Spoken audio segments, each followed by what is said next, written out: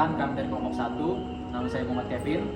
Nama saya Gilang Marwadawi. Nama saya Arne Safar.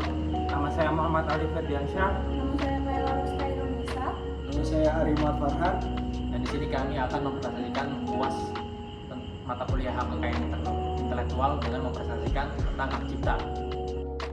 Baik, materi ini akan kita awali dengan sejarah singkat kelahiran hak cipta.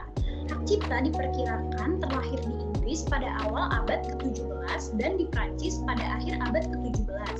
Latar belakang perihal kelahiran hak cipta yang dimulai di Inggris dan Prancis adalah karena Inggris dan Prancis dianggap mewakili dua rezim sistem hukum yang berlaku di dunia pada saat ini. Kedua sistem hukumnya yang berbeda tersebut juga telah melahirkan konsep economic right dan moral right dalam hak cipta.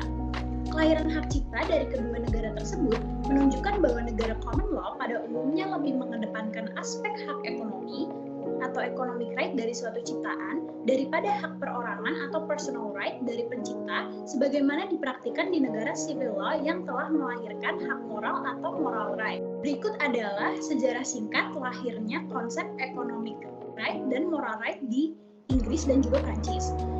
Konsep economic right terlahir di Inggris. Kelahiran ini dilandasi oleh perkembangan praktek bisnis percetakan dan penerbitan buku yang cenderung monopolistik dan kapitalis, sehingga berakibat kepada terabaikannya hak personal seorang pencipta atas ciptaannya seiring dengan perkembangan yang terjadi. Industri yang semulanya hanya untuk kepentingan bisnis bagi kerajaan Inggris berubah menjadi sempurna seiring dengan adanya pengakuan atas hak pencipta yang diwujudkan dalam bentuk pemberian royalti yang bersifat ekonomi dan juga atas landasan pemikiran tokoh liberalisme John Locke.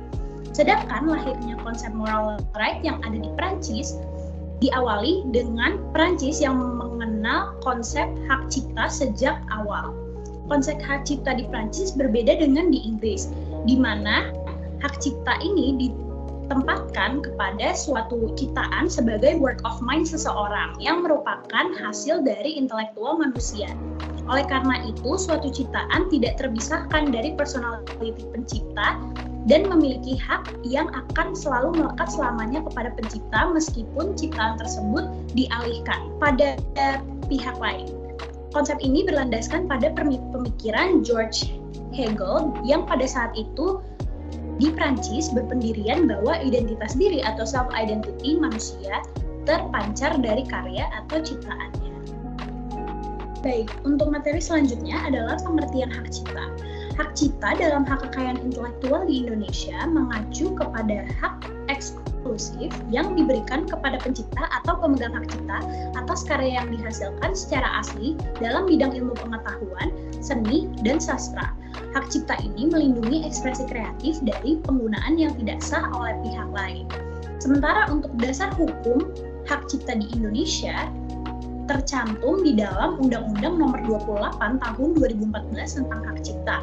Undang-undang ini mengatur hak-hak dan kewajiban pemegang hak cipta serta prosedur perlindungan dan penegakan hukum terkait hak cipta. Selain itu, peraturan pelaksanaan dan peraturan lainnya juga dapat memberikan panduan lebih rinci mengenai hak cipta di Indonesia. Pada kesempatan kali ini saya akan menjelaskan tentang hak cipta mengenai ruang lingkup yang dilindungi. Yang pertama, itu terdapat karya tulis, termasuk buku, artikel, puisi, novel, dan karya tulis lainnya. Dan yang kedua, terdapat karya musik, termasuk lagu, komposisi musik, aransemen musik, dan lirik. Yang ketiga, terdapat karya seni, termasuk lukisan, gambar, patung, karya seni terapan, dan seni grafis. Yang keempat, terdapat karya audiovisual, termasuk film, video dokumenter, program televisi, dan karya multimedia. Yang kelima, terdapat karya fotografi, termasuk foto-foto, dan karya fotografi lainnya. Yang keenam, terdapat karya arsitektur, termasuk desain bangunan dan desain arsitektur. Yang ketujuh, terdapat karya software dan database, termasuk program komputer, aplikasi, dan basis data. Yang kedelapan, terdapat karya pameran, termasuk instalasi seni, pameran seni rupa, dan karya seni pementasan. Konvensi hak cipta merujuk pada perjanjian internasional yang dibuat untuk melindungi hak-hak kekayaan intelektual dalam bidang hak cipta. Konvensi hak cipta bertujuan untuk memberikan perlindungan hukum bagi para pencipta karya-karya intelektual seperti tulisan, musik, gambar, film, dan lain sebagainya. Next, salah satu konvensi hak cipta yang paling terkenal adalah Konvensi Bern yang ditandatangani pada tahun 1886 dan telah mengalami beberapa revisi sejak itu. Konvensi Bern menyediakan perlindungan hak cipta bagi karya-karya asli di Indonesia, di negara anggotanya. Hingga saat ini hampir semua negara di dunia telah menjadi anggota Konvensi Bern. Next, Konvensi hak cipta mengatur beberapa prinsip dasar yang harus diikuti oleh negara-negara anggotanya, termasuk next, pemberian hak otomatis, yaitu hak cipta diberikan secara otomatis kepada pencipta setelah karya tersebut diciptakan. Tidak diperlukan pendaftaran atau tanda C untuk memperoleh hak cipta. Lalu yang kedua adalah durasi hak cipta. Konvensi Bern menetapkan durasi hak cipta minimal selama hidup pencipta ditambah beberapa tahun setelah kematiannya. Setelah itu, karya tersebut akan masuk ke domain publik. Lanjut, perlindungan tanpa diskriminasi. Konvensi hak cipta melarang diskriminasi terhadap pencipta asing. Karya-karya warga negara asing harus mendapatkan perlindungan yang sama dengan karya-karya warga negara setempat. Lalu ada yang keempat, hak ekonomi dan moral. Konvensi hak cipta memberikan hak-hak ekonomi kepada pencipta untuk mengendalikan pengguna komersial karya mereka dan hak moral untuk diakui sebagai pencipta. Next. Selanjutnya ada hak-hak dalam hak cipta. Yang pertama ada hak moral, hak yang melekat pada diri pencipta atau pelaku yang tidak dapat dihilangkan atau dihapus tanpa alasan apapun, walaupun hak cipta atau hak terkait telah dialihkan. Hak moral adalah hak yang melindungi kepentingan non-ekonomi pencipta terkait dengan integritas dan pengakuan karya mereka. Beberapa contoh hak moral dalam hak cipta meliputi yang pertama, ada hak diakui sebagai pencipta. Pencipta memiliki hak untuk diakui sebagai pemilik karya tersebut. Kedua, hak integritas. Pencipta memiliki hak untuk melindungi integritas karya mereka dan mencegah perubahan atau distorsi yang merugikan karya tersebut. Ketiga, ada hak untuk menolak pengaitan. Pencipta memiliki hak untuk menentukan apakah karya mereka dapat dihubungkan dengan produk atau layanan tertentu. Yang kedua, ada hak ekonomi. Hak ekonomi yaitu hak yang melekat terkait dengan hasil karya cipta yang dimiliki oleh pencipta itu sendiri. Hak ekonomi adalah hak yang berkaitan dengan aspek keuangan dan ekonomi dari hak cipta. Beberapa contoh hak ekonomi dalam hak cipta meliputi 1. Hak reproduksi. Pemilik hak cipta memiliki hak untuk menghasilkan salinan karya mereka. 2. Hak distribusi. Pemilik hak cipta memiliki hak untuk memperbanyak salinan karya mereka dan menawarkannya kepada publik. 3. Hak pertunjukan. Pemilik hak cipta memiliki hak untuk mengizinkan atau melarang pertunjukan atau penampilan karya mereka.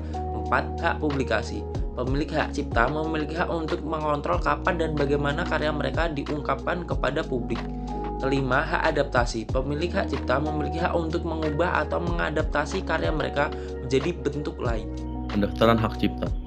Untuk pendaftaran hak cipta di Indonesia dapat diperhatikan langkah-langkah sebagai berikut. Yang pertama, persiapan karya. Pastikan Anda telah menyelesaikan karya yang ingin didaftarkan dan memastikan bahwa karya tersebut memenuhi syarat untuk mendapatkan perlindungan hak cipta. Yang kedua, penelitian pra-pendaftaran. Lakukan penelitian untuk memastikan bahwa karya Anda itu orisinil dan tidak melanggar hak cipta orang lain. Anda juga dapat melakukan penelitian untuk memastikan bahwa jenis karya tersebut dapat didaftarkan untuk hak cipta. Yang ketiga, mengisi formulir. Siapkan dan isi formulir pendaftaran hak cipta. Formulir ini dapat diunduh dari situs website Direktorat Jenderal Kekayaan Intelektual DJKI di bawah Kementerian Hukum dan HAM Republik Indonesia. Formulir ini meminta informasi tentang permohonan, judul karya, jenis karya, dan deskripsi singkat tentang karya tersebut. Yang keempat, membuat salinan karya. Buat salinan karya yang akan didaftarkan. Salinan ini akan disertakan sebagai lampiran dalam proses pendaftaran. Yang kelima, mengumpulkan dokumen pendukung. Selain formulir pendaftaran, Anda juga harus menyertakan dokumen-dokumen pendukung seperti salinan identitas permohonan, surat kuasa jika Anda mendaftarkan atas nama orang lain, dan salinan karya yang akan didaftarkan. Yang keenam, membayar biaya pendaftaran setelah semua dokumen lengkap. Anda juga perlu membayar biaya pendaftaran sesuai dengan tarif yang ditetapkan oleh DJKI. Anda dapat mengecek situs web DJKI untuk informasi terkini tentang biaya pendaftaran. Yang ketujuh, menyerahkan berkas. Serahkan berkas pendaftaran lengkap termasuk formulir pendaftaran, salinan karya, dokumen pendukung, dan bukti pembayaran biaya pendaftaran ke DJKI. Yang kedelapan, tunggu persetujuan. DJKI akan memproses pendaftaran Anda dan melakukan pemeriksaan terhadap keabsahan pendaftaran. Jika tidak ada masalah, Anda akan menerima sertifikat hak cipta sebagai bukti pendaftaran. Sebagai catatan, proses pendaftaran hak cipta Indonesia biasanya membutuhkan waktu yang cukup lama.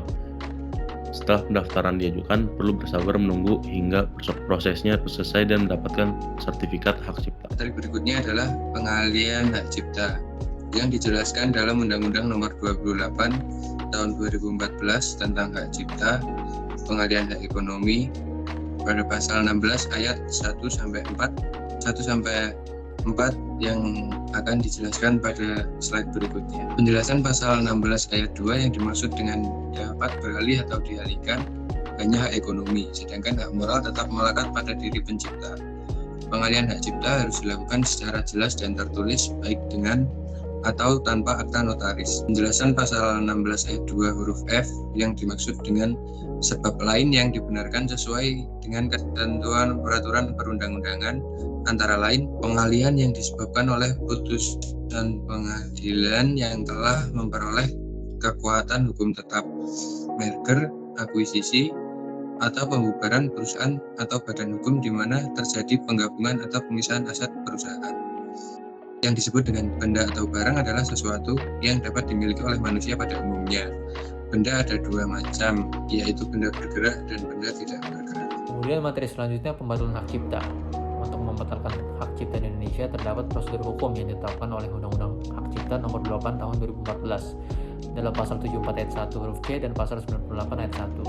Untuk membatalkan hak cipta adalah dengan mengajukan gugatan pembatalan pencatatan ciptaan dalam daftar umum ciptaan melalui pengadilan niaga yang ditunjukkan kepada pencipta atau pemegang hak cipta terdaftar.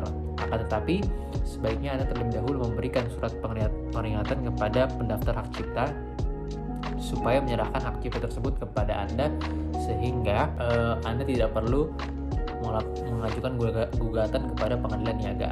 Kemudian langkah-langkah berikutnya yang secara umum yang dapat diambil dalam pembatalan hak cipta, yang pertama adalah menyiapkan bukti dan dokumen yang mendukung alasan pembatalan. Misalnya, jika ingin membatalkan hak cipta karena adanya kesalahan dalam pendaftaran atau penyalahgunaan hak cipta, maka perlu pengumpulan bukti yang memperkuat klaim Anda. Kemudian, kedua, konsultasi dengan seorang pengacara yang berpengalaman dalam masalah hak cipta. Kemudian yang ketiga, mengisi formulir, menyiapkan dan mengisi formulir pendaftaran hak cipta. Formulir ini dapat diunduh di situs web Direktorat Jenderal Kekayaan Intelektual.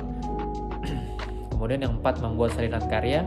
Membuat salinan karya yang akan didaftarkan. Salinan ini akan disertakan sebagai lampiran dalam proses pendaftaran hak cipta tersebut. Kemudian yang kelima, tunggu keputusan pengadilan.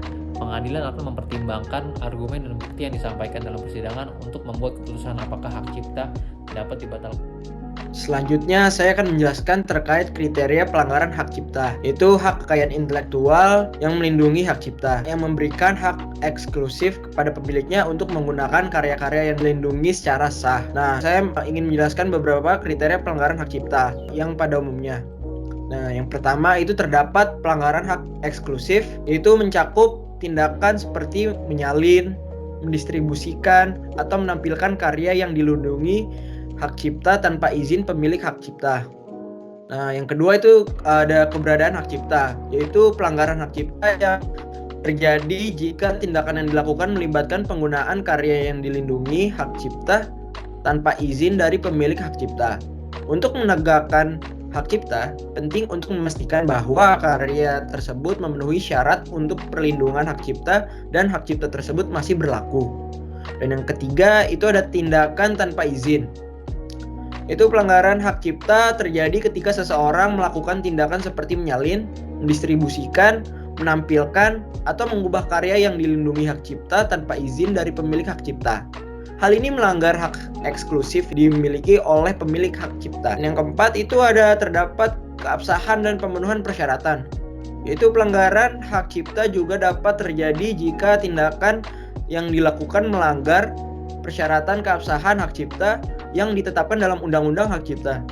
Misalnya, jika karya tersebut tidak memenuhi syarat kreativitas, tidak memenuhi batas perlindungan hak cipta, atau jika hak cipta telah dicabut.